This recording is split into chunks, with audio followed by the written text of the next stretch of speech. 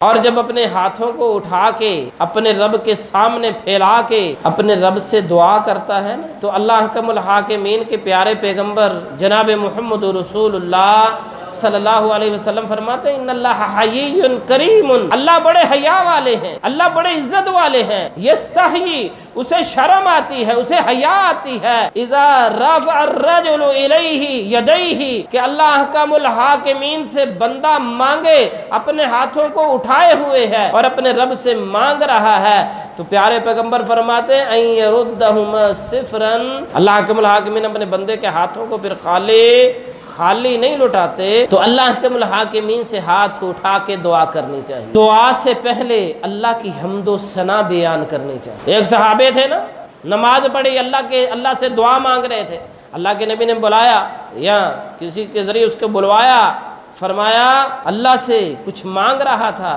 لیکن یاد رکھنا جب اللہ سے مانگنا ہے نا تو پھر سب سے پہلے کیا کام کرنا ہے؟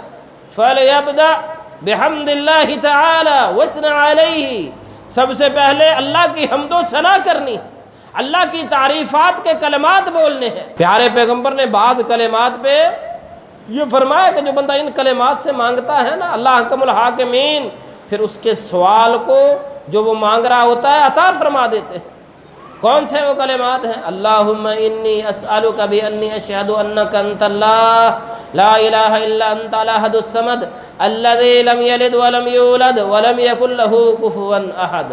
اللہ میں تجھ سے سوال کرتا ہوں اس گواہی کے ساتھ کہ تو ہی میرا اللہ ہے، تیرے علاوہ کوئی اور خالق و مالک نہیں ہے، تیرے علاوہ میرے لیے اور کوئی در نہیں ہے جس در پہ جا کے مانگوں، میں صرف تجھ سے مانگنے والا ہوں۔ لا الہ، کوئی بھی الہ نہیں ہے، کوئی بھی دعاؤں کو قبول کرنے والا نہیں ہے، میری دعا تو صرف تیرے ہی لیے ہے۔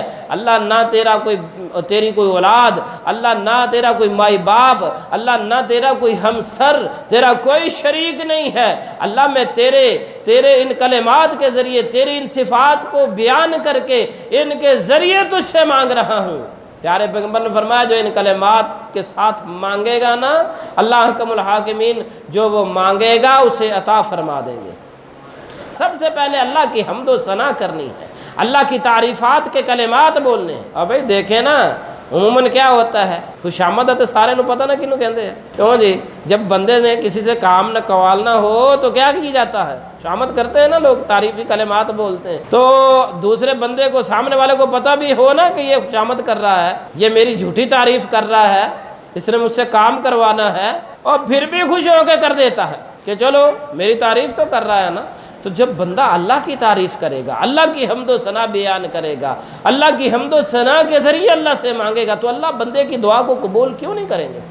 اور پھر آپ علیہ الصلوۃ والسلام نے دعا مانگنے کا جو اگلا ادب بتایا ہے وہ کیا ہے؟ ثم لیصلی علی النبی صلی اللہ علیہ وسلم، اللہ کی حمد و ثنا بیان کرنے کے بعد پیارے پیغمبر پر درود و سلام بھیجنا ہے۔ پہلے دعا کے لیے ہاتھ اٹھانے ہیں، یہ ادب ہے دعا، پھر اللہ کی حمد و ثنا بیان کرنی ہے۔ اللہم لک الحمد ملء السماوات وملء الارض وملء ما شئت بعد، بولیے یہ کلمات، اللہ کی حمد و ثنا بیان کیجیے، اور پھر پیارے پیغمبر پر درود بھیجیے۔ اللہم صلی علی محمد وعلی آل محمد کما صلیت علی ابراہیم وعلی آل ابراہیم انک حمید مجید، اللہم بارک علی محمد وعلی آل محمد کما بارکت علی ابراہیم وعلی آل ابراہیم انک حمید مجید۔